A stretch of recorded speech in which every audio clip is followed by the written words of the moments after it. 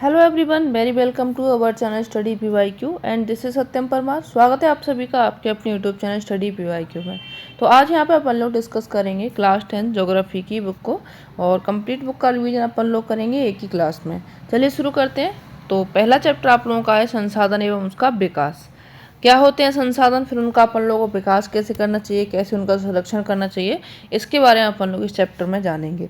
अगर आप लोग चैनल पर नए हैं तो इसको आप लोग सब्सक्राइब एंड शेयर कर लीजिएगा। चलिए शुरू करते हैं।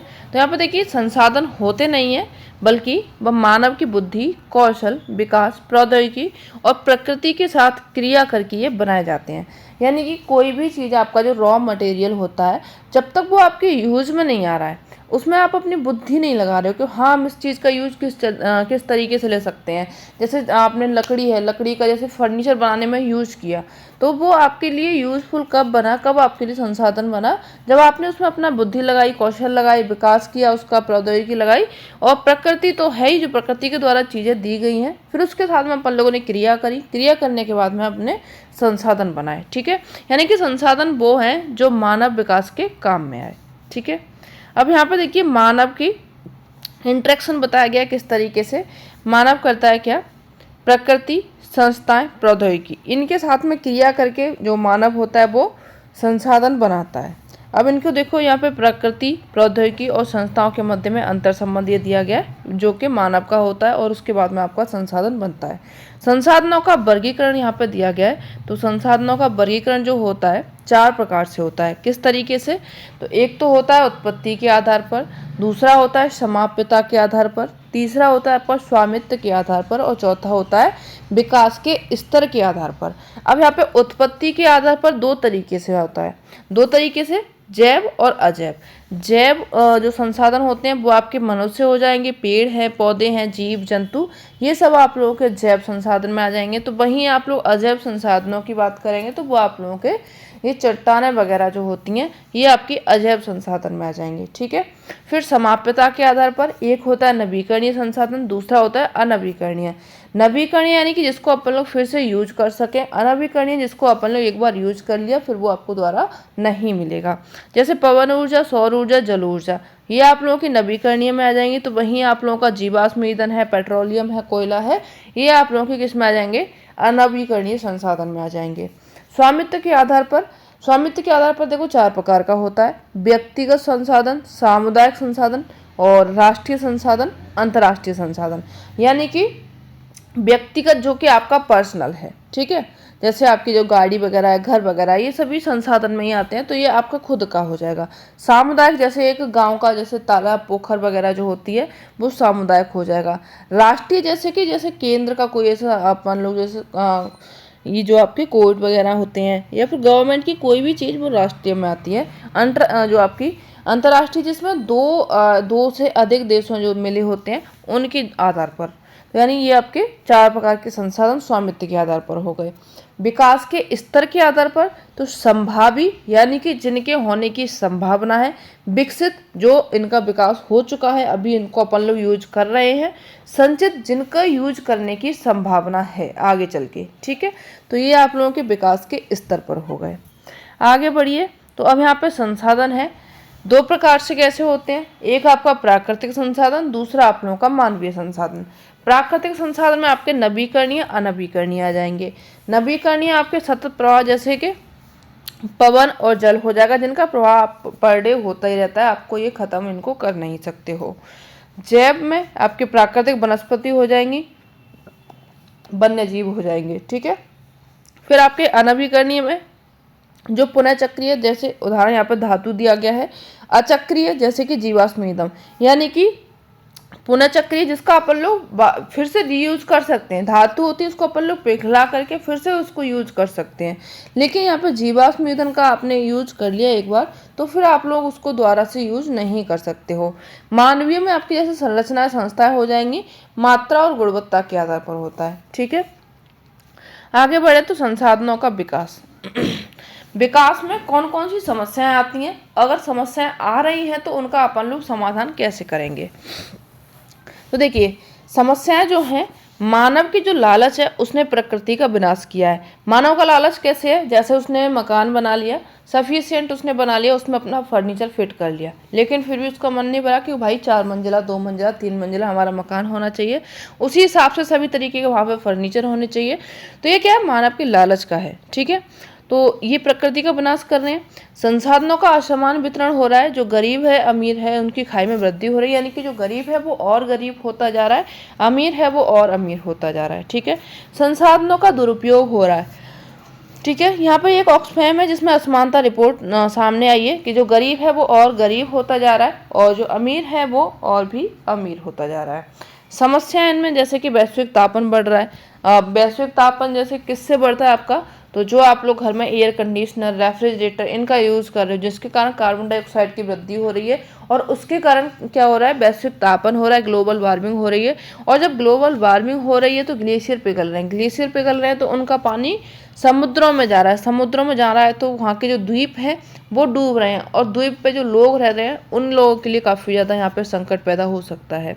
ओजोन परत का क्षय हो रहा है। जो ओजोन परत हमारे स्किन डिसीज़ को बचाती है, अगर वही परत नहीं रहेगी तो भाई अपन लोग का सोच लो कितनी सारी प्रॉब्लम्स हो सकती हैं। पर्यावरण प्रदूषण बढ़ रहा है, भूमि निम्नीकरण हो रहा है। भूमि निम्नीकरण जैसे कि जो जहाँ पे पहले खेती होती थी या फिर पेड़ पौधे लगे हुए थे उनको आप लोगों ने काट दिया, वहाँ पे अच्छी अच्छी बिल्डिंगें बना ली, तो ये भूमि निम्नीकरण में आ जाएगा। ठीक है, अब इनके समाधान क्या हुए, गवर्नमेंट ने क्या कदम उठाए हैं? तो समाधान एक तो आपका सतत पोषणीय विकास, पर्यावरण को नुकसान पहुंचाए बिना विकास करना है, भविष्य पीढ़ी को ध्यान में रख करके, यानी कि एक सतत पोषणीय विकास है जो शुरू किया गया और उसमें रखा गया कि पर्यावरण को कोई नुकसान नहीं पहुंचाना है, अपना यूज करना है, यानी अपने लिए विकास करना है और साथ में जो अपनी आने वाली पीढ़ी है उसको भी ध्यान में रखा जाए कि वो भी पर्यावरण जो प्रकृति के द्वारा जो भी संसाधन मिले हैं वो उनका यूज कर सके। इसी को ध्यान में रखते हुए 1992 में एक बैठक हुई रियो डी जेनेरियो में, पृथ्वी सम्मेलन जिसको आप लोग बोलते हो।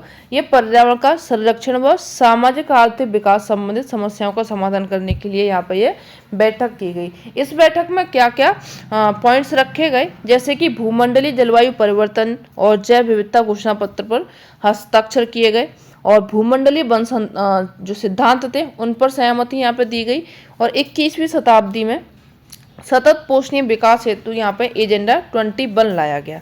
एजेंडा 21 जो है इसमें क्या था कि यूएन पर्यावरण व विकास सम्मेलन UNCED 1992 में ब्राजील में हुआ था।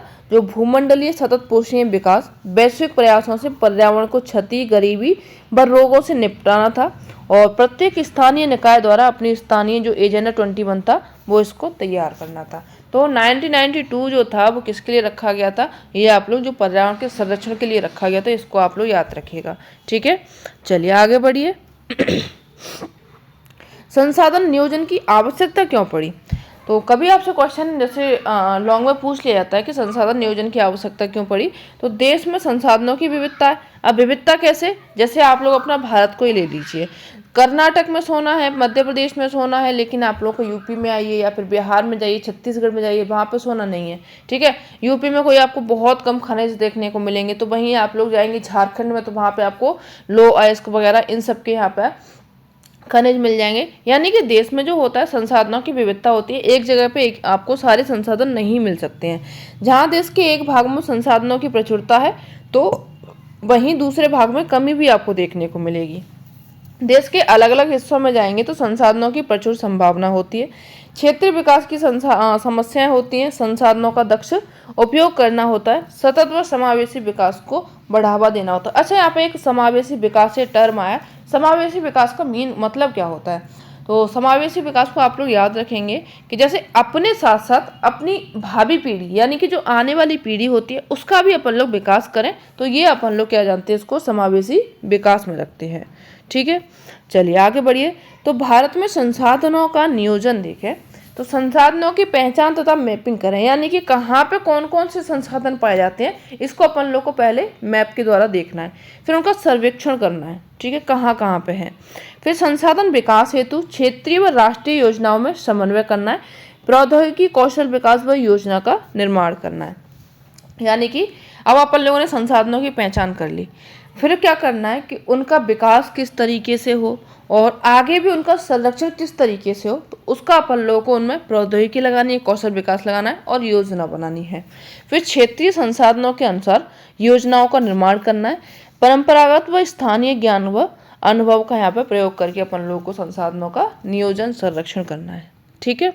संसाधन संरक्षण, प्रकृति के पास प्रत्येक व्यक्ति की आवश्यकताओं की पूर्ति हेतु पर्याप्त संसाधन है, यानी कि जितना एक मानव को चाहिए प्रकृति के पास में उतना है, परंतु क्या है कि किसी की लालच की संतुष्टि के लिए नहीं है। यानी कि जो प्रकृति है उसके पास अपन सब लोगों के लिए पेट भरने के लिए संसाधन है, लेकिन अब आप लोग पेट से ओवर मांगोगे, बहुत ज़्यादा आपने लालच कर रखा है, तो वो संतुष्टि कोई भी नहीं कर सकता। ठीक है। तो वही प्रकृति का भी हाल है।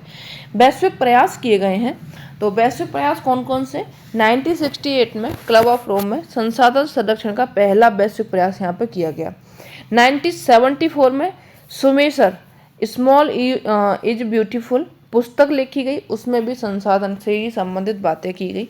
फिर 1987 में ब्रटलैंड आयो रिपोर्ट आई, जिसमें सतत पोषणीय विकास हमारा साझा भविष्य और भविष्य पुस्तक, ये यहाँ पे पुस्तक लिखी गई, उसमें भी बात करेगी संसाधन से संरक्षण से संबंधित। फिर 1992 में पृथ्वी सम्मेलन हुआ, जो अभी अपन लोगों ने रियो डी जेनेरियो वाला पढ़ा था, तो पृथ्वी सम्मेलन भी पर्यावरण से संबंधित था। ठीक है। अब भारत में भू संसाधन देखें तो इनका जो परसेंटेज है किस तरीके से है, तो भारत में भू उपयोग जो होता है 21% वन में है। कृषि हेतु अनुपलब्ध भूमि यानी कि बंजर भूमि जहाँ पर खेती नहीं होती है वो भूमि 8% है। शुद्ध यानी कि निवल बोया गया जो क्षेत्र है वो 50% है। स्थायी चारागाह व पशु चारण ये आपका 3% है। प्रति भूमि 5% है। कृषि योग्य बंजर भूमि ये 5% है और अन्य भूमि आप लोगों की 8 से 10% है। पर्वत पठार मैदान में देखा जाए तो आपका पठार जो है 27% है, पर्वत आप लोगों का 30% में और मैदानी क्षेत्र आप लोगों का 43% है। ठीक है। चलिए आगे बढ़िए। तो ये अभी अपन लोगों ने ये वाला रेशियो देख लिया है, अब आगे बढ़ते हैं। भूमि निम्नीकरण और संरक्षण उपाय इनको देखें तो भारत में लगभग 13 करोड़ हेक्टेयर भूमि जो है निम्नीकृत यानी कि बंजर है, जिसमें 56% जल के द्वारा अपरदित है, 28% वनों के द्वारा निम्नीकृत दावानल में है ये, और 6% लवणीय व क्षारीय भूमि है, 10% वायु के द्वारा अपरदित भूमि यानी कि जहाँ पे आप लोग कोई खेती नहीं कर रहे हो। अन्य कारण यहाँ पे और क्या क्या है? वनोन्मूलन हो रहा है यानी कि वनों की कटाई हो रही है, अति पशुचारण हो रहा है, जैसे आप लोगों का राजस्थान वाला एरिया है, एमपी है, गुजरात, महाराष्ट्र, यहाँ पे अति पशुचारण हो रहा है, जिसके कारण भी क्या हो रहा है? जो भूमि है निम्नीकरण हो रहा है। खनन के कारण झारखंड, छत्तीसगढ़, एमपी, उड़ीसा यहाँ पर खनन हो रहा है, जिसके कारण भूमि क्या हो रही है? निम्नीकृत है या फिर बंजर है। मरुस्थलीकरण राजस्थान और गुजरात वाला एरिया जो थार का मरुस्थल है वो अपने इंडिया में 2-3 राज्यों में है। अत्यधिक सिंचाई हो रही है, जिसके कारण हरित क्रांति वाले जो प्रदेश हैं जैसे यूपी है, आप लोगों का उत्तराखंड है, यहाँ पे क्या हो रहा है? अत्यधिक सिंचाई हो रही है, जिसके कारण जो भूमि है वो भी बंजर होती चली जा रही है। मृदा संसाधन देखें, मृदा का निर्माण कैसे होता है, तो वहाँ पर उत्साहवश देखते हैं, जनक सेल किस तरीके के हैं, वहाँ की जलवायु किस प्रकार की है, वनस्पति, जैव पदार्थ और समय, ये सब उसमें मिलता है, तब आप लोग का एक क्या होती है? मृदा बनती है। मृदा परिच्छेद का आप लोगों से पूछा जाता है, तो मृदा का जो लंबवत संस्तरों में विभाजन होता है उसको आप लोग मृदा परिच्छेद का बोलते हो। जिस तरीके से आप लोगों को यहाँ पे मृदा परिच्छेद का ये दिखाई गई है, जैसे कि ये अपक्षय रहित आधारी चट्टान होती है, यानी कि इनका कभी भी अपक्षय नहीं होता है। ठीक है। फिर ये आपकी अपक्षयित यानी कि इन चट्टानों का अपक्षय होता है, यानी वहीं पे टूट फूटना, और ये आपका ऊपरी मृदा जिसमें अपक्षयित चट्टानें जो बालू होती है, गाद, सिल्ट जो दलदल टाइप का होता है, और ये आपका सबसे ऊपरी मृदा होती है जो आप लोगों को दिखाई देती है। ठीक है। तो ये 4 संस्तर होते हैं, इनको आप लोग मृदा परिच्छेद का बोलते हो। भारत में मृदाओं का वर्गीकरण देख लीजिए, तो यहाँ पे है आप लोगों की जलोढ़ मृदा। ठीक है। जलोढ़ मृदा जो कि नदी घाटियों में विस्तृत मृदा क्षेत्र में आप लोग याद रखेंगे, सिंधु नदी, गंगा नदी, यमुना, ब्रह्मपुत्र, गोदावरी, महानदी, कृष्णा, कावेरी, और जो राजस्थान और गुजरात, इन क्षेत्रों में आप लोगों को मृदा देखने को मिलती है, जलोढ़ मृदा। अब आपने यहाँ पे सिर्फ नदियों के नाम देखे, तो इससे कुछ बात आपको समझ में आ रही होगी कि जो नदियाँ होती हैं शुरुआत में उनका बहाव तेज होता है तो उनकी जो एरिया होता है कम होता है, लेकिन जैसे ही वो मैदानी क्षेत्र में आती हैं उनका जो क्षेत्र होता है वो बढ़ता जाता है इस तरीके से। ठीक है, अपने साथ में नदियाँ अकेले नहीं आती हैं, मिट्टी, गाद, सिल्ट, कंकड़, पत्थर ये सब लेकर के आती हैं, तो ये अपने साथ में बहाते लाती हैं। लेकिन आगे जाकर के क्या होता है, इनका बहाव कम हो जाता है, पानी कम हो जाता है, तो ये फिर से संकरा रास्ता तय कर लेती हैं और यहाँ पे ये क्या कर जाती हैं, जो अपने साथ में सेडिमेंट्स लेकर के आती हैं उनका ये निक्षेप कर जाती हैं। जो ये निक्षेप हुआ हर साल यहाँ पे इस तरीके का निक्षेप होता है, और जो नया निक्षेप होता है उसको आप लोग बोलते हो जलोढ़ मृदा, जो कि खेती के लिए बहुत ही ज़्यादा अच्छा माना जाता है। ठीक है, अब विशेषताएं इसमें क्या मिलती हैं आपको, जैसे रेत है, सिल्ट है, मृतिका है, ये आपको मिट्टी में देखने को मिलती हैं। ये मृदाएं जो होती हैं पर्वतों की तलहटी, मैदानों के द्वार, जो चौड़ाई क्षेत्र होता है या फिर तराई प्रदेश में पाई जाती हैं। ठीक है, जलोढ़ मृदा जो होती है दो प्रकार की होती है, एक तो होती है बांगड़, दूसरी होती है खादर। बांगड़ जो मिट्टी होती है उसमें आपकी कंकड़ की ग्रंथियां पाई जाती हैं, यानी कि इस तरीके के आपके कंकड़ पत्थर पाए जाते हैं। खादर मृदा आपकी नवीन मृदा होती है, जहाँ पे हर बार मिट्टी का जमाव होता रहता है। बाढ़ वाला जो मैदान होता है ज़्यादातर वहाँ पे इसका जमाव होता है और वो आप लोगों के लिए खाने योग्य यानी कि फसल योग्य होती है, इसलिए इसको खादर मृदा कहा जाता है। ठीक है, इसमें पोटास, फॉस्फोरस, चूनायुक्त ये होता है। गन्ना, चावल, गेहूं और दलहन के लिए काफ़ी ज़्यादा उपयुक्त होता है। गहन कृषि यहाँ पे होती है, अधिक जनसंख्या क्षेत्र यहाँ पे होता है। सूखे क्षेत्र की मृदा अधिक यहाँ पे क्षारीय होती है। ठीक है, अब नेक्स्ट देखें काली मृदा। काली मृदा को आप लोग कपासी मृदा भी कहते हो, रेगुर मिट्टी भी कहते हो, क्योंकि ये कपास की कृषि के लिए काफ़ी ज़्यादा लाभदायक होती है। ठीक है, क्या होती है, कपास की कृषि के लिए काफ़ी ज़्यादा ये लाभदायक होती है। इसका निर्माण जो होता है दक्कन की बेसाल्ट चट्टानों के द्वारा इनका निर्माण हुआ है। क्षेत्र महाराष्ट्र, सौराष्ट्र, मालवा, एमपी, छत्तीसगढ़, कृष्णा गोदावरी की घाटी, यहाँ पे आप लोगों को ये काली मृदा देखने को मिलेगी। इसकी विशेषता क्या होती है, इनके कण जो होते हैं महीन होते हैं, नमी धारण करने की क्षमता इसमें अधिक होती है। कैल्शियम कार्बोनेट पाया जाता है, मैग्नीशियम पाया जाता है, चूने की मात्रा यहाँ पे पर्याप्त होती है, लेकिन फास्फोरस की मात्रा यहाँ पे थोड़ी सी कम होती है। गर्म एवं शुष्क मौसम में दरारें व चटकन यहाँ पे आपको दिखाई देती है और अपने आप जुती हुई ये प्रतीत होती है। अब देखो यहाँ पे जो दरारें और चटकन का आप लोग प्रतीक देखना चाहें तो आपके पास में कोई तो आप अपने गांव में जैसे तालाब, पोखर जो होता है उसका पानी जब सूख जाए तो उस मिट्टी में इस तरीके की चटकन आप लोगों को देखने को मिलती है, तो आपको उससे पता लग जाएगा कि हाँ ये आपकी क्या है, काली मिट्टी है। गर्म और शुष्क मौसम में यहाँ पे क्या होती है, दरारें और चटकन आती हैं। चलो आगे बढ़िए, आगे है आपकी लाल और पीली मृदा। लाल और पीली मृदा, जो लाल मृदा होती है दक्कन की पूर्वी व दक्षिणी हिस्से में रवेदार आग्नेय चट्टानों पर कम वर्षा वाले भागों में ये पाई जाती है। तो वहीं आपकी लाल पीली मृदाएं उड़ीसा, छत्तीसगढ़, पश्चिमी घाट के पहाड़ी क्षेत्रों में देखने को मिलती है। लाल रंग जो इनका होता है रवेदार होता है, आग्नेय और रूपांतरित चट्टानों में लोह धातु के प्रसार के कारण इनका रंग कैसा होता है, लाल होता है।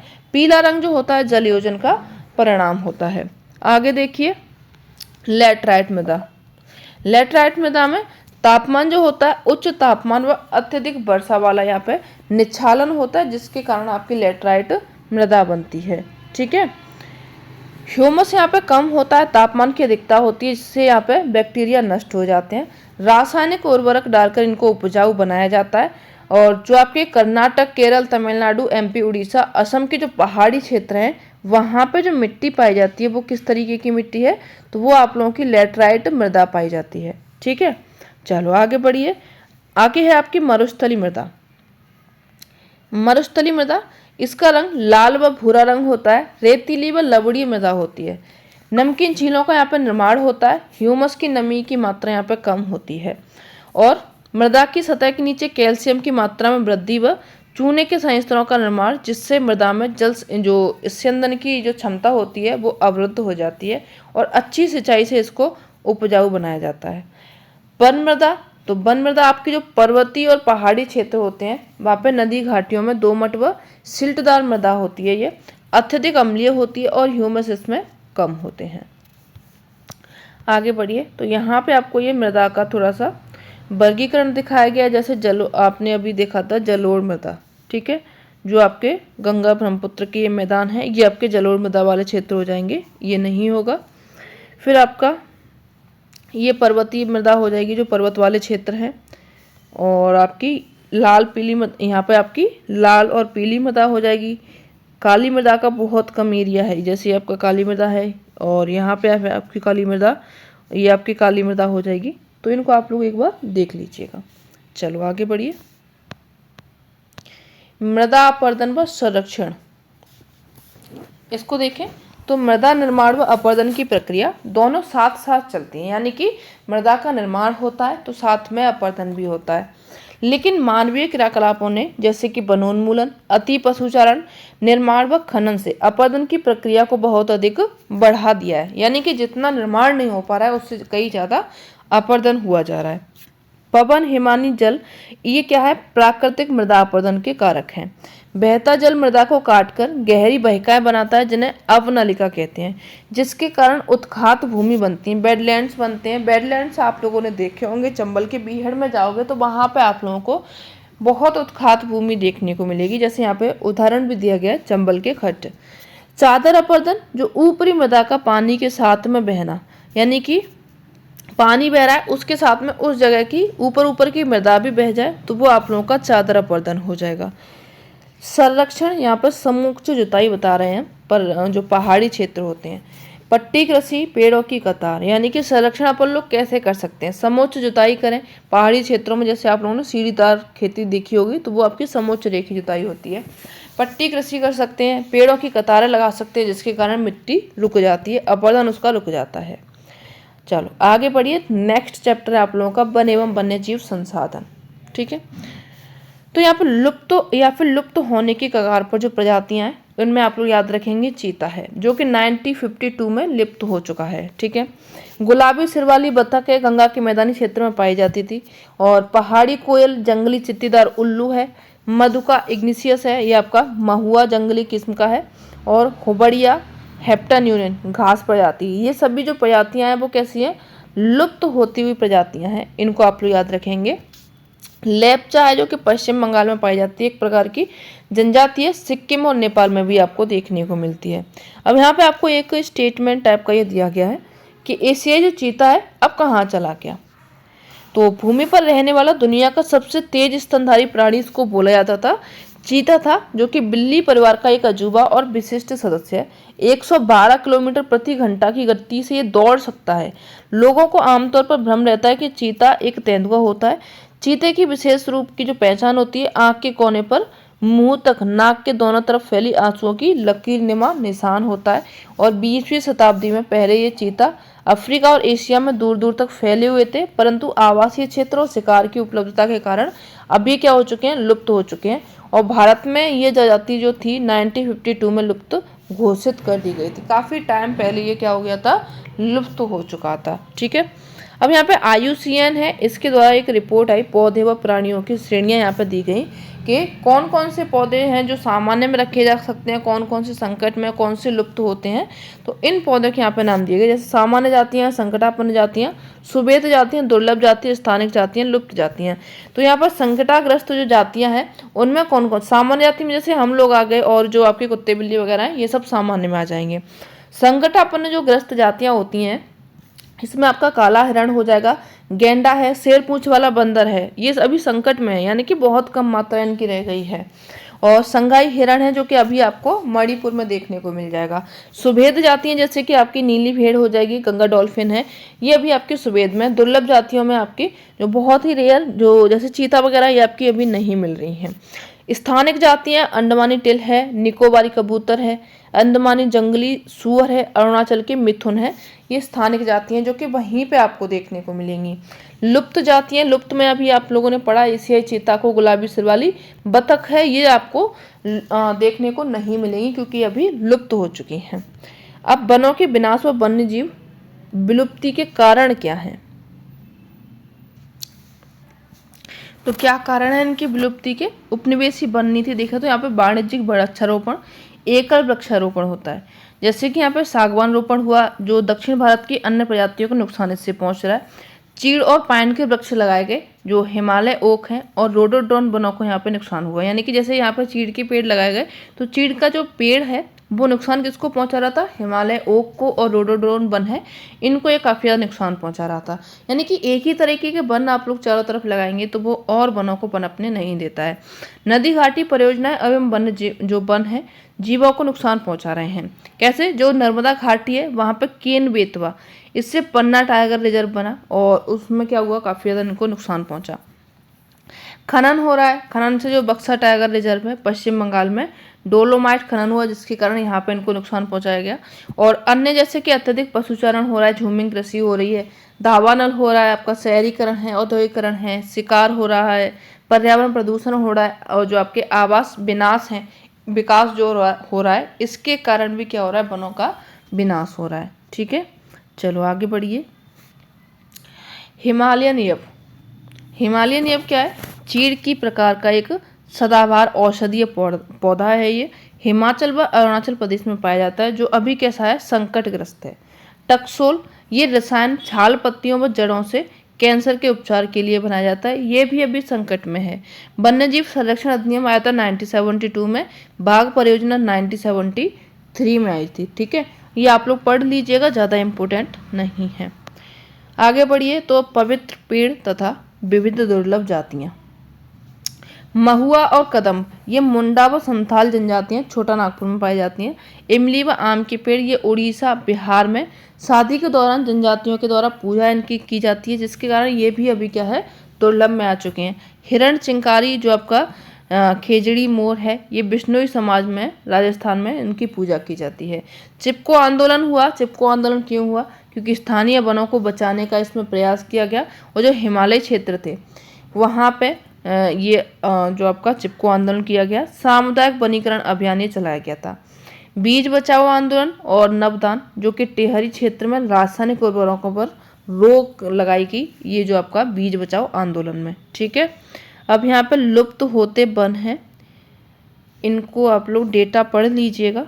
चलो हम ही पढ़ लेते हैं। भारत में जिस पैमाने पर वन कटाई हो रही है वह विचलित कर देने वाली बात है। देश में वनावरण के अंतर्गत आपका 79.42 मिलियन हेक्टेयर क्षेत्रफल है, और यह देश का कुल भौगोलिक क्षेत्रफल का 24.16% हिस्सा है। सघन वन 12.2% है, खुला वन 9.4% है, और मैंग्रोव वन 0.1% है। ये रिपोर्ट आई थी 2015 में, स्टेट ऑफ फॉरेस्ट रिपोर्ट 2015 में ये आई थी। ठीक है, चलिए आगे बढ़िए। तो ये हो चुका है आपका चैप्टर 2, छोटा ही था, ज़्यादा बड़ा नहीं था। अब देखेंगे अपन लोग चैप्टर नंबर 3 को, जल संसाधन।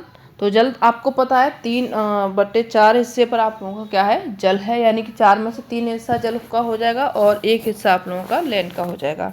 विश्व जल के कुल आयतन का 96.5% जो है, यानी कि जैसे आपने पता है 70% जो है आपकी भूमि पर जल है। ठीक है, अब उस 70 को आप लोग 100 मानिए, उस 100 में से 96.5% जल जो है वो आपका महासागर के पास में है।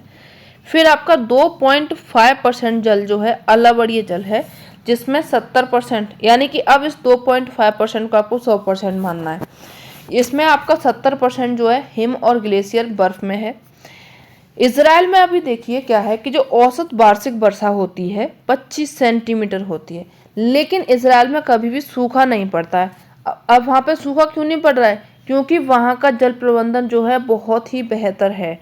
वहीं आप अगर भारत की बात करें तो भारत में 114 सेंटीमीटर वर्षा हो रही है वार्षिक वर्षा। ठीक है, इससे तो कई गुना ज़्यादा है, लेकिन किसी न किसी भाग में सूखा हर साल पड़ ही जाता है। क्यों, क्योंकि जल प्रबंधन की अभी अपनी इंडिया में क्या है, समस्या है। अब जल संकट और उनके कारण देखें। देखिए, जल संकट जो हो रहा है वो किस कारण से हो रहा है, तो बढ़ती जनसंख्या, शहरीकरण और औद्योगिकरण हो रहा है, कृषि जल में बढ़ती मांग हो रही है, जिसके कारण जल का संकट आपको देखने को मिल रहा है। तकनीक, यानी कि भूमिगत जल तक जो पहुंच है वो आसान नहीं है। तो यहाँ पे जो तकनीक के कारण भूमिगत जल है उस पर आप लोग आसानी से पहुंच जा रहे हो। आप लोग जैसे 200 फीट आपने बोर कराया, बोर कराने के बाद वहाँ पे आपको पानी ना मिला तो आपने 400 फीट करा दिया, 500 फीट करा दिया, तो ये कहाँ है, कहीं तक तकनीकी प्रॉब्लम है जो कि जिसके कारण आप लोग नीचे तक पहुंचे जा रहे हो। जो पानी भविष्य के लिए रखा है उसको आप लोग आज ही निकाल के ले आ रहे हो। ठीक है। बहुराष्ट्रीय कंपनियों के द्वारा जल का दोहन हो रहा है, पेय पदार्थ बन रहा है, जैसे कि महाराष्ट्र में हो रहा है। हरित क्रांति जो प्रदेश है वहाँ पर जल की अधिक मांग हो रही है, सस्ती विद्युत बन रही है, भूमिगत जल का यहाँ पे दोहन हो रहा है। यानी कि आपको लाइट सस्ती मिल रही है तो उससे जल का आपका जो आगे दूसरा वाला संसाधन है वो नष्ट हो रहा है।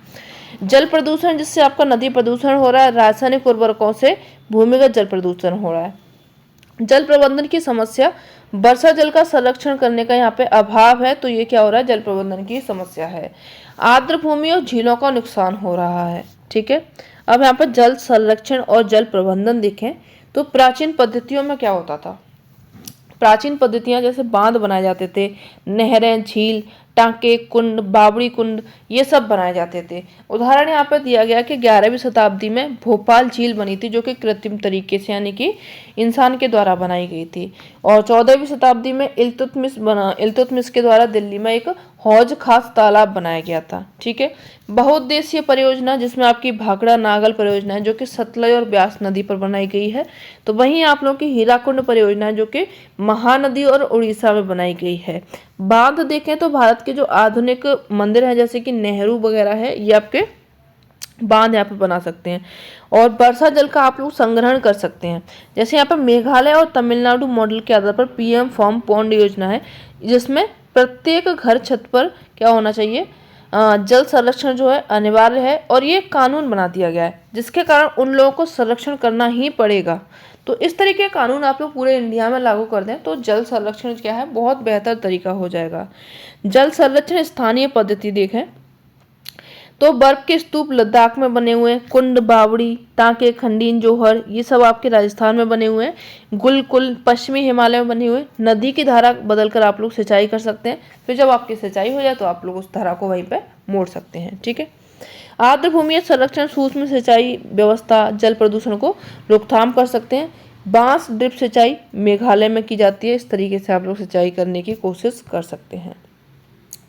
अब नदी बांध बनाए, आप लोगों ने बहुउद्देशीय परियोजना बनाई, इनके दोनों तरीके के प्रभाव होते हैं, नकारात्मक भी होते हैं, सकारात्मक भी होते हैं। तो दोनों प्रभावों को अपन लोग देखें तो पहले देखें सकारात्मक प्रभाव। सकारात्मक में आपका जल प्रबंधन हो जाता है, कृषि, सिंचाई व पेयजल के लिए सुविधा हो जाती है, मत्स्य पालन हो जाता है, पर्यटन की व्यवस्था हो जाती है, और बाढ़ नियंत्रण व सूखा का निदान हो जाता है। जल विद्युत की आवश्यकता जल विद्युत की पूर्ति हो जाती है, और साथ में घरेलू व औद्योगिक उपयोग नियमित जलापूर्ति हो जाती है। भूमिगत जल स्रोतों पर दबाव कम होता है और आर्थिक समृद्धि तथा सतत व समावेशी विकास हो जाता है। तो ये तो हो गए इसके सकारात्मक प्रभाव। अब देखें नकारात्मक प्रभाव को। तो नकारात्मक प्रभाव में नदियों को जो प्राकृतिक बहाव होता है वो अवरुद्ध हो जाता है, भूकंप की संभावना अधिक हो जाती है, भूस्खलन भी ज्यादा होता है, जैव विविधता को इससे खतरा पहुंचता है, और स्थानीय लोगों की आजीविका व विस्थापन में संकट हो जाता है। जैसे कि नर्मदा बचाओ और टिहरी आंदोलन है, तो वहाँ के जो लोग हैं उनको प्रॉब्लम हुई थी, इसलिए उन लोगों ने आंदोलन भी इस पर किया हुआ है। अंतर्राष्ट्रीय जल विवाद चल रहा है कृष्णा और गोदावरी नदी पर। क्यों? क्योंकि उस क्षेत्र का जो पानी है, जो जहाँ पे नदियों से पानी जा रहा है, उन लोगों का पानी अवरुद्ध हो जाता है। ठीक है। आर्थिक और सामाजिक विषमता तो होती ही है, परंपरागत जल स्रोतों को नुकसान पहुंचता है, मृदा लवणीकरण व दलदली हो जाती है, और तलछट का जमाव और बाढ़ की संभावना बढ़ जाती है। जल जनित बीमारियां जैसे कि डेंगू और मलेरिया की संभावना बहुत अधिक बढ़ जाती है। यहाँ पे ये देख लीजिए आप लोग, सरदार सरोवर बांध है जो कि गुजरात व नर्मदा नदी पर बनाया गया है। भारत की एक बड़ी जल संसाधन परियोजना है जिसमें 4 राज्य हैं, महाराष्ट्र, मध्य प्रदेश, गुजरात और राजस्थान। ये 4 राज्य हैं, इनको शामिल किया गया है। जो आपके सरदार सरोवर परियोजना है, इसमें आपके 9490 गांव हैं, 173 कस्बे हैं। तो वहीं राजस्थान के 124 गांव हैं, इनमें सूखाग्रस्त तथा मरुस्थलीय भागों की जल की आवश्यकताओं को ये पूरा करेगी। ठीक है। चलो एक और जान लीजिए, क्या आप जानते हैं कि जो कृष्णा गोदावरी विवाद है, इसकी शुरुआत जो हुई थी महाराष्ट्र सरकार के द्वारा कोयना पर जल विद्युत परियोजना के लिए बांध बनाकर जल की दिशा परिवर्तन करके कर्नाटक और आंध्र प्रदेश सरकारों को द्वारा आपत्ति जताने पर हुई थी। इससे क्या हुआ था, ये जो राज्य है इनमें पड़ने वाले जो नदी है निचले हिस्से में जल प्रवाह कम हो जाएगा और कृषि और उद्योग पर विपरीत इसमें असर पड़ेगा। ठीक है। तो यानी कहीं पे फायदा कहीं पे इनका नुकसान होता है। 4th चैप्टर है आप लोगों का कृषि। चलिए, तो कृषि के बारे में देखें। भारत में 45% से जो अधिक जनसंख्या है वो कृषि कार्य में संलग्न है, यानी कि कृषि कार्य करती है। और देश की जीडीपी में अगर उसका योगदान देखा जाए तो कृषि संबंधित क्षेत्रों का योगदान यहाँ पे 15% है। भारत में कृषि तंत्र और उनके प्रकार देखे जाएं तो पहला है आप लोगों का प्रारंभिक जीविका निर्वाह कृषि। इसमें जो कम जोत होती है, परंपरागत औजार और परिवार के भरण पोषण हेतु यहाँ पर कृषि की जाती है, यानी कि जोतें इसमें कम होती हैं और बस अपने परिवार का जीवन निर्वाह हो जाए। तो इसका नाम ही है जीविका निर्वाह कृषि। तो उसमें अपना पेट पूजा होती रहे और अपना भरण पोषण चलता रहे। पर्यावरणीय परिस्थितियों पर निर्भर रहता है, उत्पादकता इसमें कम होती है। उदाहरण के लिए यहाँ पे जैसे कर्तन दहन प्रणाली होती है, कृषि होती है आपकी स्लैश एंड बर्न खेती, ये आपकी जीविका निर्वाह में आती है। ठीक है, क्षेत्र जैसे उत्तर पूर्व राज्य हो जाएंगे, असम, मेघालय, मिजोरम, नागालैंड, इनमें जैसे झूमिंग कृषि होती है। मणिपुर में पामलू है, छत्तीसगढ़ के बस्तर और अंडमान निकोबार में यहाँ के जो दीपा लोग हैं ये लोग इस तरीके की कृषि करते हैं। आगे बढ़े तो यहाँ पर देखिए झूमिंग कृषि के अलग अलग जगह पर अलग अलग नाम होते हैं, तो वो आप लोगों से कई बार पूछे जाते हैं। तो मैक्सिको व मध्य अमेरिका में इसको मिलिपा बोला जाता है, वेनेजुएला में कोनुको बोला जाता है, ब्राज़ील में इसको रोका बोला जाता है, मध्य अफ्रीका में इसको मसोले बोला जाता है, इंडोनेशिया में लदांग बोला जाता है, वियतनाम में इसको रे बोला जाता है। भारत में अलग अलग राज्य में अलग अलग नामों से इसको पुकारा जाता है। मध्य प्रदेश में इसको बेबर और दहिया कहा जाता है, आंध्र प्रदेश में इसको पोंडू पेंडा कहा जाता है, उड़ीसा में इसको पामा डाबी कहा जाता है, कोमान बरिंगा कहा जाता है, पश्चिमी भाग जो घाट होते हैं आप लोगों के उसमें इसको कुमारी कहा जाता है, दक्षिण पूर्व राजस्थान में इसको बालरे बालटेरे कहा जाता है। ठीक है, और जो आपके हिमालयन क्षेत्र हैं उसमें इसको खिल कहा जाता है, झारखंड में इसको कुरुआ कहा जाता है। ठीक है, तो ये आप लोग कृषि के नाम याद रखेंगे झूमिंग कृषि के, जो कि अलग अलग क्षेत्रों में अलग अलग नामों से जाने जाते हैं। आगे गहन जीविका कृषि। इसमें भूमि पर जनसंख्या दबाव बहुत ज़्यादा होता है, यानी कि जहाँ पर जनसंख्या ज़्यादा होती है और श्रम यहाँ पे गहन होता है, अधिक उत्पादन होता है और अधिक रासायनिक उर्वरक और सिंचाई यहाँ पे बहुत ज़्यादा की जाती है, जिसके कारण उपज जो है वो बहुत ज़्यादा यहाँ से ली जाती है। तीसरे नंबर पर आएगी आपकी वाणिज्यिक कृषि, जो कि आधुनिक निवेश जिसमें खाद, बीज, मशीनों का प्रयोग किया जाता है और रासायनिक उर्वरक और कीटनाशक दवाएं जो होती हैं बहुत ज़्यादा यहाँ पे यूज की जाती हैं, उच्च पैदावार होती है। उदाहरण के लिए क्षेत्र अगर आप लोग याद रखें तो हरियाणा, पंजाब, यहाँ पे जो चावल की खेती होती है वो आपकी वाणिज्यिक कृषि होती है। ठीक है, फिर आएगी आपकी रोपण कृषि। रोपण कृषि वाणिज्यिक कृषि जिसमें आप लोग चाय, कॉफ़ी, रबड़, गन्ना, केला ये सब यहाँ पे आप लोग उपजाते हो। और जो गहन कृषि इसमें होती है, पूंजी जो होता है इसमें ज़्यादा लगती है, मशीनीकरण का यहाँ पे उपयोग होता है। ठीक है, चलो आगे बढ़िए। जैसे कृषि होती है फिर रोपण कृषि होती है और ये इसमें उद्योग का यहाँ पे काफ़ी ज़्यादा इससे लाभ होता है। आगे बढ़िए। चाय उत्तर जो आपका असम में होती है और उत्तर बंगाल में होती है, तो वहीं आप कॉफ़ी को याद रखें वो कर्नाटक में होती है। शस्य प्रारूप क्रॉपिंग पैटर्न याद रखें तो भारत में 3 शस्य ऋतुएं होती हैं, जिसमें आप लोगों की रबी की, खरीफ की और जायद की 3 तरीके की फसल आप लोग उपजाते हो। जिसमें आप लोग रबी की फसल में बात करें तो ये शीत ऋतु में अक्टूबर से दिसंबर के बीच में बुवाई और अप्रैल से जून के बीच में इसकी कटाई हो जाती है। जिसमें आप लोग गेहूँ, जौ, मटर, चना, सरसों इन चीज़ों की खेती करते हो। और क्षेत्र आपके पंजाब, हरियाणा और आपका जम्मू एंड कश्मीर हो जाएगा, उत्तराखंड, यूपी, इसमें आपकी गेहूं की खेती की जाती है। हरित क्रांति प्रदेश जिसमें आपकी गेहूं की खेती की जाती है। आगे बढ़िए। खरीफ की फसल। खरीफ की फसल में आपके मानसूनी जो जून और जुलाई का महीना होता है उसमें बुवाई होती है, सितंबर से अक्टूबर के बीच में इसकी कटाई हो जाती है।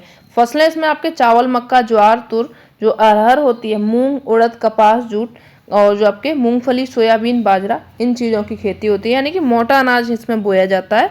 और राजस्थान, गुजरात, हरियाणा क्षेत्र में आपका बाजरा देखने को मिलेगा, ज्वार देखने को मिलेगा। तो वहीं रागी की फसल होती है दक्षिण भारत में। चावल जो होते हैं तटीय क्षेत्रों में होते हैं और हरित क्रांति प्रदेशों में होते हैं। असम, पश्चिम बंगाल, उड़ीसा, यहाँ पे धान की 3 फसलें होती हैं, जिसमें औश, अमन, बोरो। ठीक है, तीनों के नाम आप लोग याद रखिएगा, औश, अमन, बोरो। ये क्या है? चावल की 3 फसलें हैं जो कि असम, पश्चिम बंगाल और उड़ीसा में होती है। फिर आएगी जायद की फसल।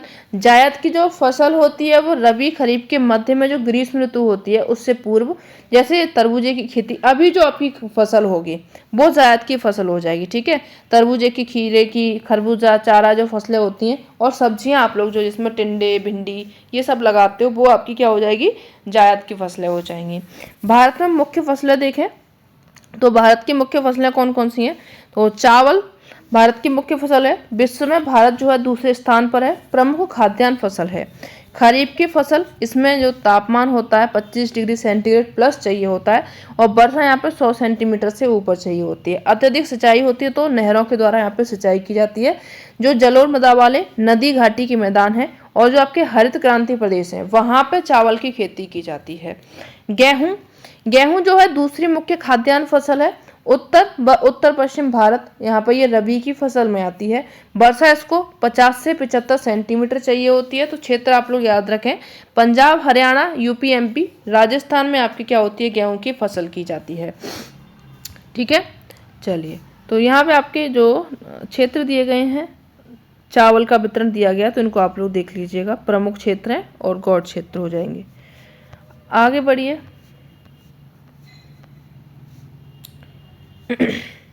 अब जलवायु अनुकूल, सूखारोधी, कम वर्षा, मोटे अनाज जो पोषक तत्व होते हैं, मोटे अनाज के लिए क्या होता है, जैसे कि इनको जलवायु क्या होती है, कम चाहिए। ठीक है, यानी कि अनुकूल जलवायु इनकी चाहिए होती है।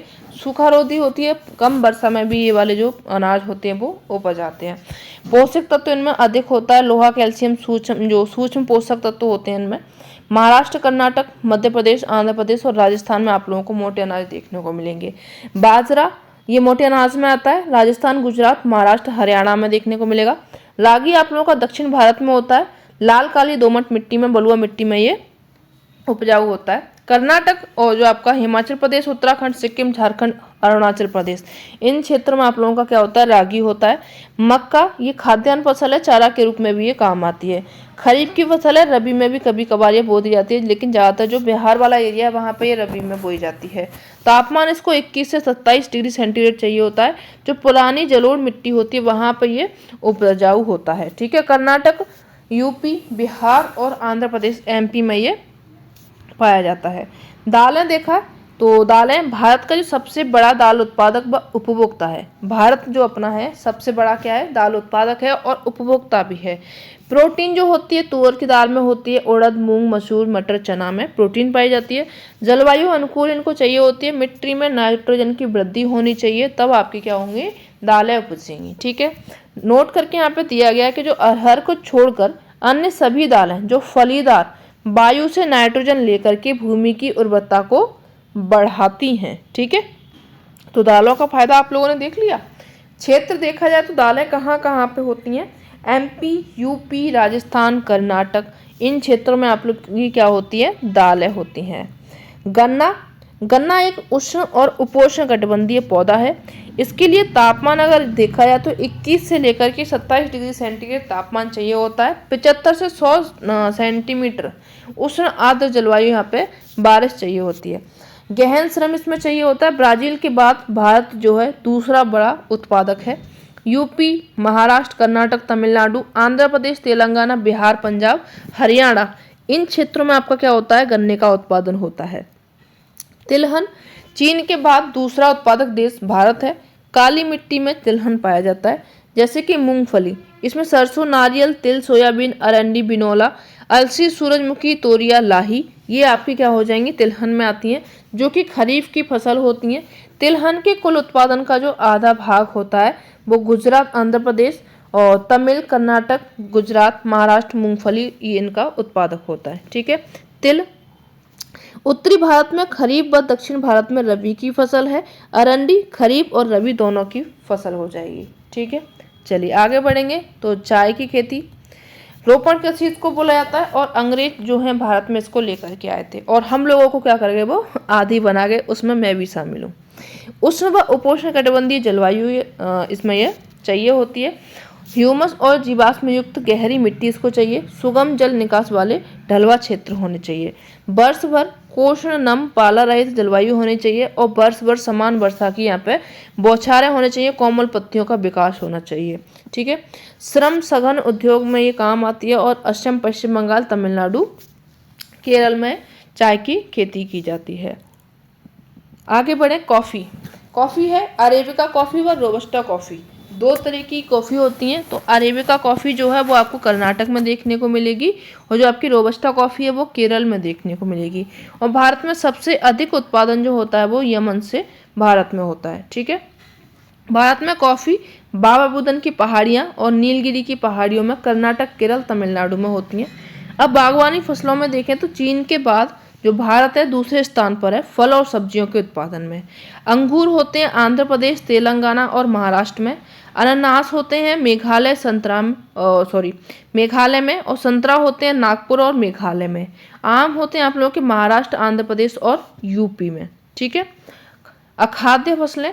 अखाद्य फसलों में आप लोगों की आ जाएगी रबड़, जो कि भूमध्य रेखीय फसल है। उष्ण और उपोष्ण क्षेत्रों में भी ये संभव यानी कि उपज आ सकती है। ठीक है, वर्षा इसको चाहिए होती है 200 सेंटीमीटर प्लस में इसको वर्षा चाहिए। तापमान 25 डिग्री प्लस इसको तापमान चाहिए। नम और आर्द्र जलवायु चाहिए।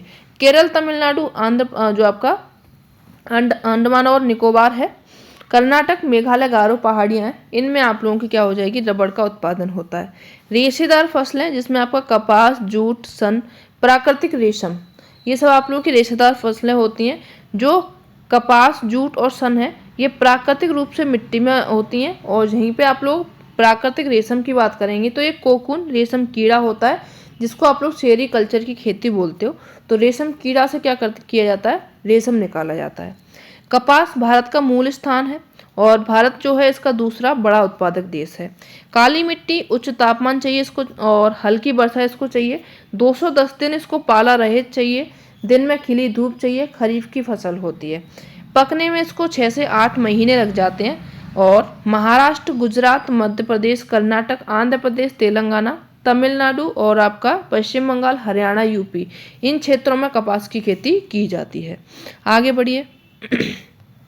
जूट, जिसको आप लोग सुनहरा रेशा बोलते हो, तो सुनहरा रेशा बोलते हो, बाढ़ के मैदानी क्षेत्रों में नई जलोढ़ मिट्टी जो होती है उसमें इसका उत्पादन किया जाता है। बड़े समय में उच्च तापमान इसको चाहिए यानी बढ़ता समय जाए। और पश्चिम बंगाल, उड़ीसा, बिहार, मेघालय में जूट की उत्पादन होती है।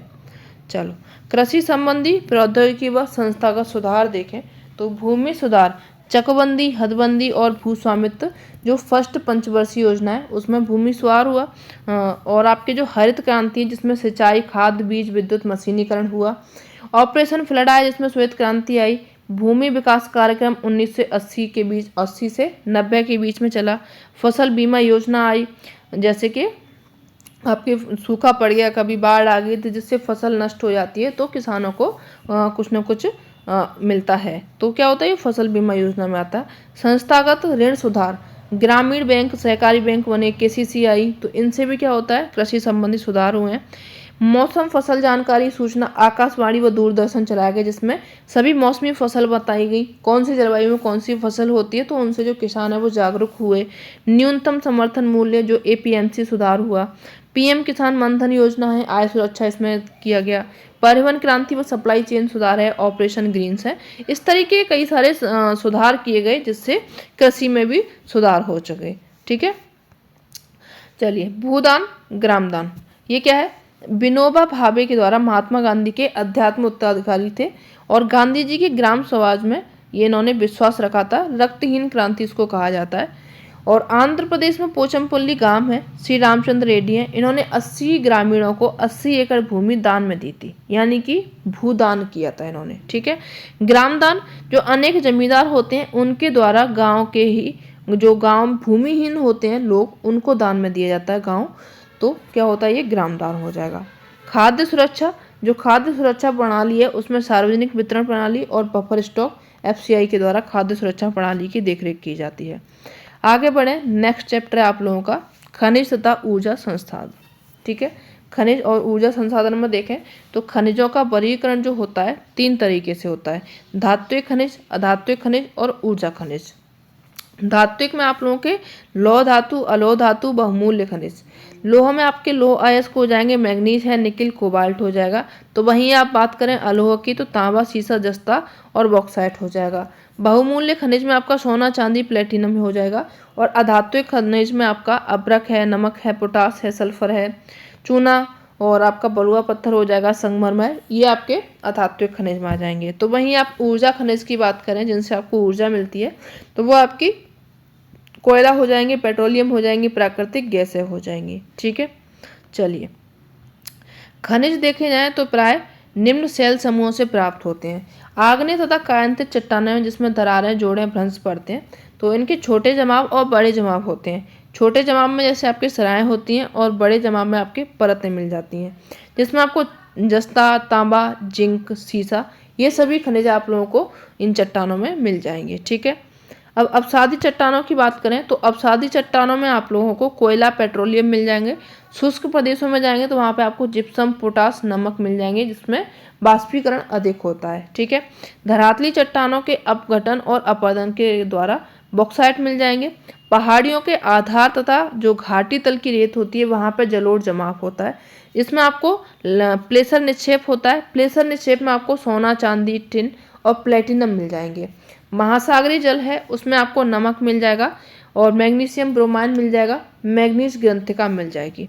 अब भारत में खनिज देखें तो भारत में खनिज को आप लोग परसेंटेज में देखोगे। ठीक है, तो सबसे पहले अपन लोग बात करेंगे लोह अयस्क की। 4 प्रकार का इसमें होता है, मैग्नेटाइट, हेमेटाइट, लिमोनाइट और सिडोराइट, जिसमें कार्बन की मात्रा के आधार पर इसको किया जाता है। तो लोहांश की मात्रा पर तो जैसे 70% से कम होता है तो वो आपका मैग्नेटाइट में हो जाएगा, 50 से 60% यानी कि अधिक लो अयस्क इसमें होता है। और फिर आपका लिमोनाइट 40% और 40 से कम आपका सिडोराइट हो जाएगा। ठीक है, अब इसका क्षेत्र के आधार पर बताया गया तो 52% जो है आपका उड़ीसा में है और 16% छत्तीसगढ़ में है, 14% आप लोगों का कर्नाटक में, 11% झारखंड में, 7% अन्य क्षेत्रों में। राज्य यहाँ पे देखें तो जो राज्य है उड़ीसा है, उड़ीसा में आपका जो मयूरभंज है और जो आपका क्योंझर है, इसमें जो बादाम के पहाड़ हैं वहाँ पे क्या होगा, लोहा इसका उत्पादन होता है।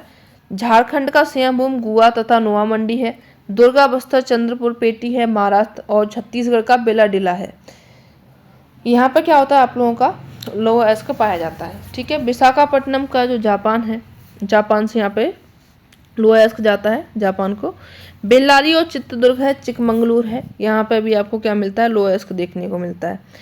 और जो आपका तुमकुरू पेटी है, इसमें आपका कर्नाटक, पश्चिम घाट, कुद्रेमुख, ये पाइपलाइन के द्वारा यहाँ पे जो आपका मंगलुरु पत्तन है उसके लिए यहाँ से लोहा अयस्क जाता है। महाराष्ट्र में गोबा पेटी है और जो आपका महाराष्ट्र रत्नगिरी है। मर्मागोबा पत्तन है, इसके लिए यहाँ से लोहा अयस्क जाता है। और जो मैग्नीज है ये इस्पात निर्माण में इसका कार्य किया जाता है। उपयोग किसमें किया जाता है इसका, इस्पात निर्माण में। ठीक है, ब्लीचिंग पाउडर, कीटनाशक दवाएं और पेंट में इसका उपयोग किया जाता है। उड़ीसा, मध्य प्रदेश, महाराष्ट्र अग्रणी उत्पादक राज्य हैं इसके। ठीक है, चलिए इस तरीके से इसका भी आप लोग देख लीजिएगा। चलो आगे बढ़ेंगे, अब देखेंगे अलोह खनिज को। अलोह खनिज में तांबा है। तांबा जो है बिजली की तार बनाने में, विद्युत उपकरण बनाने में, रसायन उद्योग बनाने में इसका उपयोग किया जाता है। क्षेत्र आप लोग मध्य प्रदेश, बालाघाट, झारखंड, सिंहभूम और राजस्थान में खेतड़ी और आपका गणेशहर जो क्षेत्र है वो आप लोगों का तांबा के लिए काफ़ी ज़्यादा प्रसिद्ध है। बॉक्साइट, इसमें आपका एल्यूमिनियम सिलिकेट से समृद्ध होता है। ये अमरकंटक के पठार, मैकाल की पहाड़ियाँ और जो आपका बिलासपुर ये पठारी क्षेत्र होते हैं उनमें आपका क्या हो जाएगा, बॉक्साइट पाया जाता है। ठीक है, चलिए आगे बढ़िए। अधात्विक खनिज में आपका अभ्रक आएगा। अभ्रक जो कि पारदर्शी, काले, लाल, पीले, भूरे रंग के होते हैं। गुण इनका जो सर्वोच्च परावैद्युत शक्ति इनमें पाई जाती है। ऊर्जा ह्रास होता है और यहाँ पे विश्वान के गुण इसमें पाए जाते हैं और उच्च वोल्टेज की प्रतिरोधकता इसमें होती है। क्षेत्र अगर देखे जाए तो छोटा नागपुर पठार है और बिहार, झारखंड इसमें पाया जाता है। कोडरमा, गया, हजारीबाग ये पेटी है जिसमें आपका अभ्रक पाया जाता है। राजस्थान में अजमेर और आंध्र प्रदेश में नेल्लौर हो जाएगा। चट्टानी खनिज, चट्टानी खनिज में आप लोग चूना पत्थर को रखेंगे। चूना पत्थर जो कि कैल्शियम कार्बोनेट तथा मैग्नीशियम कार्बोनेट चट्टानों में पाया जाता है। क्षेत्र पर इनका देखें तो आप राजस्थान में 21% है, एमपी में 11% है, आंध्र प्रदेश में, छत्तीसगढ़, कर्नाटक, गुजरात, तमिलनाडु, तेलंगाना और बाकी के अन्य राज्य। ऊर्जा संसाधन, ऊर्जा संसाधन में आपके परंपरागत और गैर परंपरागत दो प्रकार की ऊर्जा होती है। परंपरागत में आप लोग रखते हो लकड़ी को, कोयला को, जो आपके विद्युत है, पेट्रोलियम है, प्राकृतिक गैस है, ठीक है। तो वहीं आप लोग गैर परंपरागत में रखोगे सौर ऊर्जा को, पवन ऊर्जा को, नाभिकीय ऊर्जा को और भूतापीय ज्वारीय ऊर्जा को। कोयला जो होता है 4 प्रकार का कोयला होता है, एंथ्रासाइट, बिटुमिनस, लिग्नाइट और पीट, ठीक है। 4 प्रकार का ये कोयला होता है। जो भारत है, भारत में कोयला की जो 2 भूगर्भिक युग हैं, इनको देखें तो एक आप लोगों का गोंडवाना कालीन कोयला है, दूसरा आप लोगों का टर्सरी युग का कोयला है। जो गोंडवाना कालीन कोयला है वो 200 लाख वर्ष पुराना है, जो आपको दामोदर घाटी, पश्चिम बंगाल, झारखंड, झरिया, रानीगंज और बोकारो में मिलता है। और आपके जो गोदावरी महानदी, सोन, वर्धा नदी है, इसमें आप लोगों को गोंडवाना कालीन लोहा मिल जाए, सॉरी कोयला मिल जाएगा। तो वहीं आप लोग टर्सरी युग के कोयले की बात करें तो ये 55 लाख वर्ष पुराना है, ठीक है, जो आपको उत्तर पूर्वी राज्य मेघालय, असम, अरुणाचल प्रदेश और नागालैंड में देखने को मिलेगा, ठीक है। चलिए आगे बढ़िए। तो आगे है आप लोगों का पेट्रोलियम। पेट्रोलियम जो है टर्सरी युग का कोयला है और इसमें अपनति व भ्रंश गैप में ये पाया जाता है। पेट्रोलियम जो है सरंध्र व असरंध्र चट्टानों के बीच में भ्रंश ट्रैप में भी पाया जाता है। प्राकृतिक गैस इसमें हल्की होने के कारण खनिज तेल के ऊपर पाई जाती है। और क्षेत्र इसमें मुंबई हाई, गुजरात, असम, डिगबोई, नहरकटिया और मोरन, हुगरीजन, ये आपका जो हुगरीजन वाला क्षेत्र है उसमें आपका क्या पाया जाता है, ये पेट्रोलियम पाया जाता है। और गुजरात का अंकलेश्वर। आगे बढ़िए। प्राकृतिक गैस।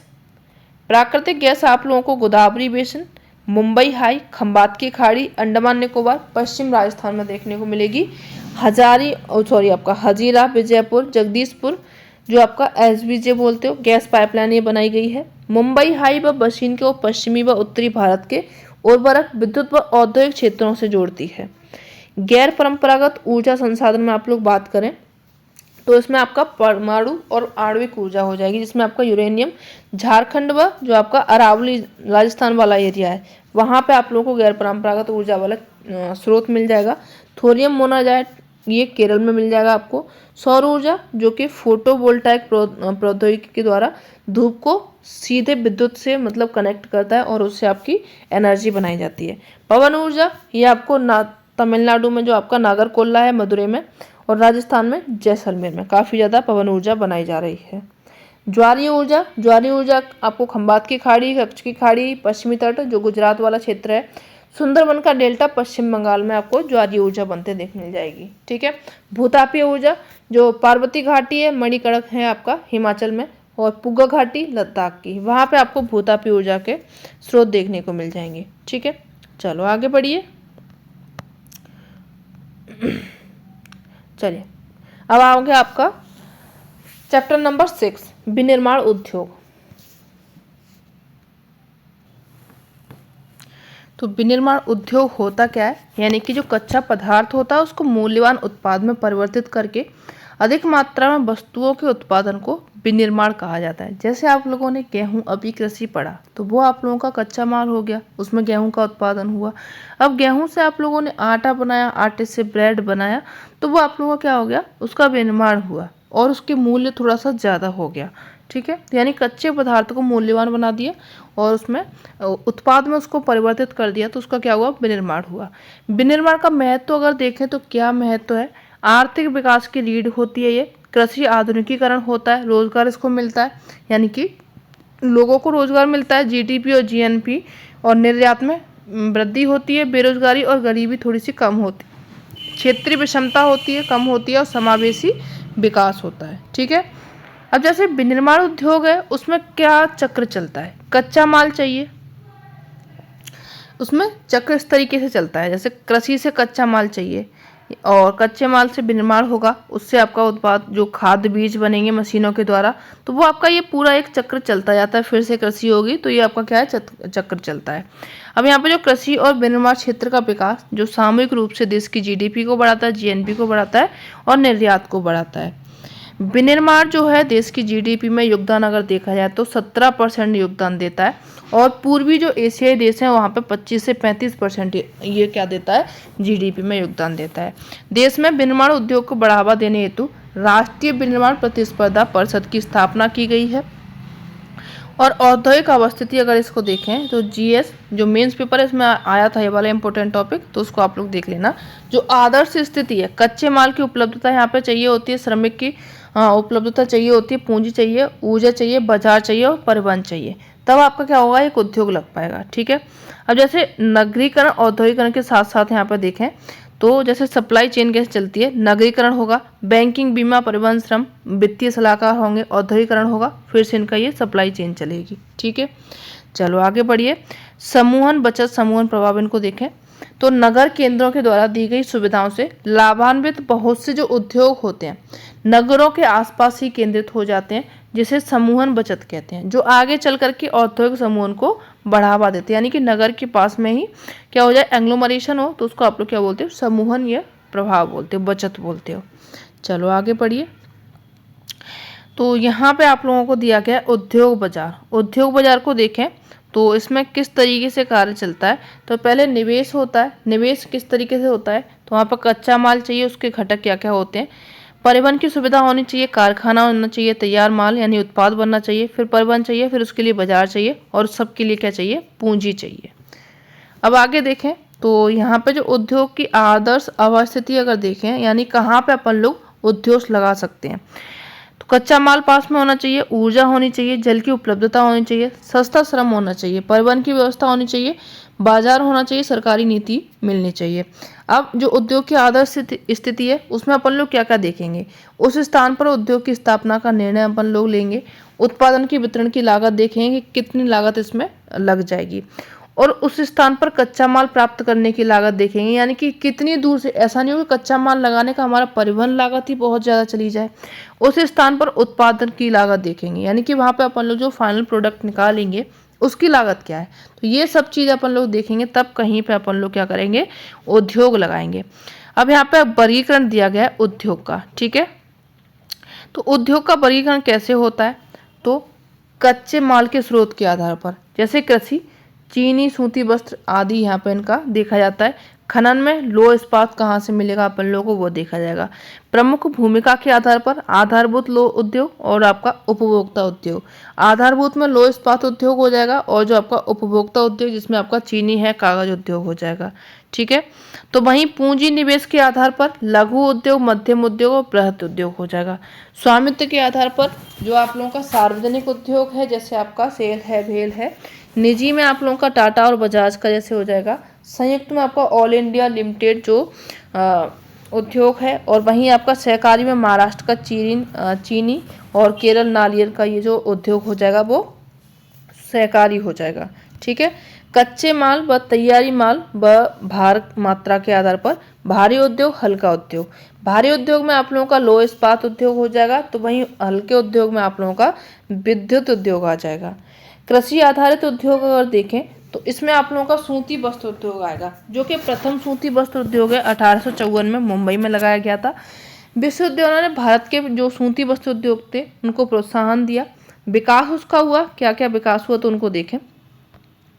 विकास जैसे आरंभिक महाराष्ट्र, गुजरात और जो कपास उत्पादन क्षेत्र थे उनके कारक में अपन लोग क्या क्या देखेंगे, वही जो आवश्यकता होती है, जो भी अपन लोग उद्योग का उत्पादन या फिर लगाते हैं, तो अपन लोग क्या क्या चीज़ देखेंगे। जैसे आप लोग मान लीजिए घर ही ले रहे हो, तो घर के पास में आप लोग क्या देखोगे, बेहतर जलवायु है, पानी की व्यवस्था है कि नहीं है, और या फिर पीने युक्त पानी है, नालियों की सुविधा है या नहीं है, मार्केट पास में है।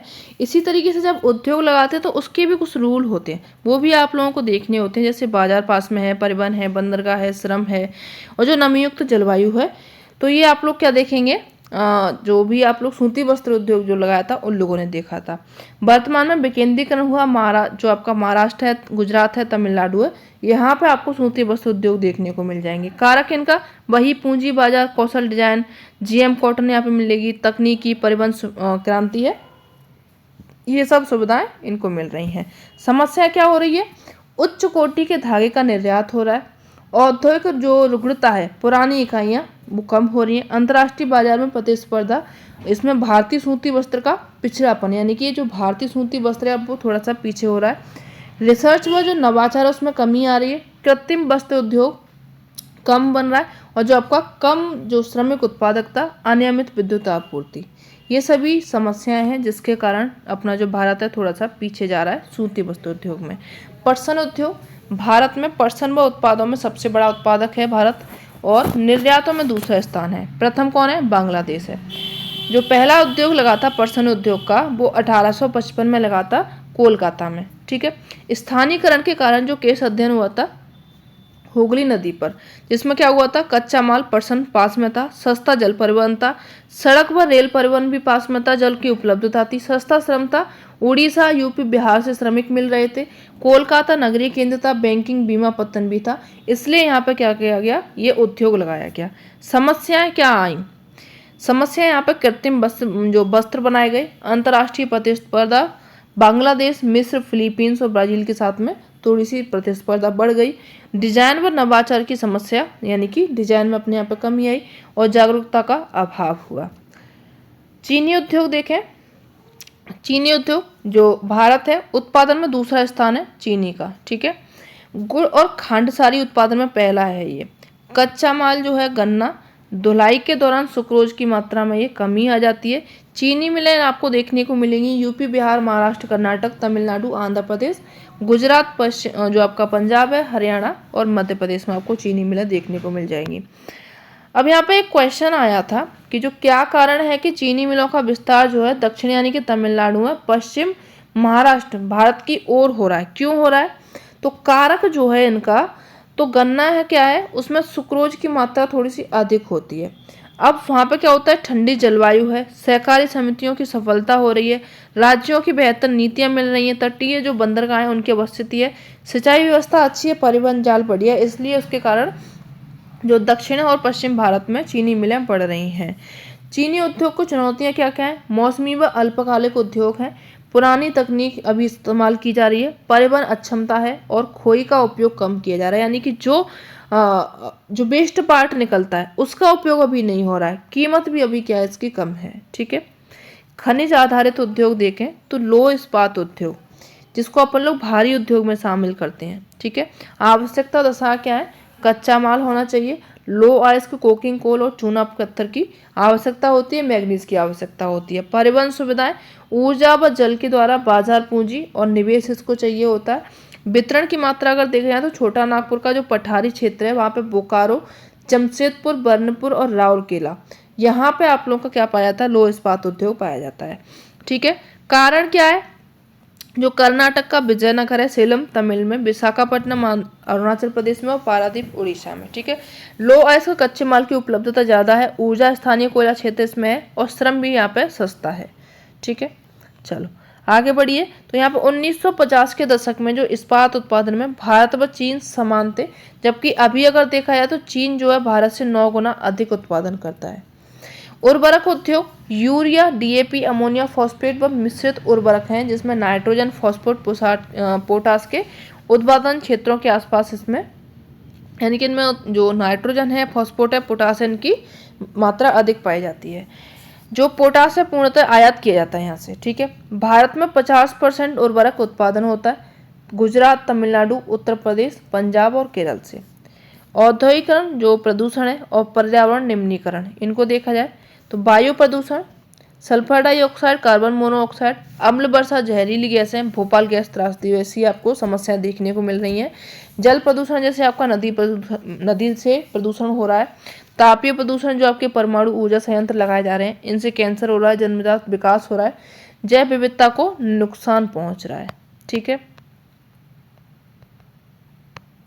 चलिए, तो ये हो गया आप लोगों का क्लास 10th की बुक कंप्लीट। अब कल अपन लोग क्लास 11th की बुक को कंप्लीट करेंगे।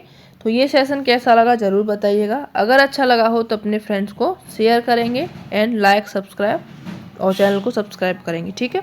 मिलते हैं नेक्स्ट सेशन में, तब तक के लिए धन्यवाद। Tata bye bye, take care.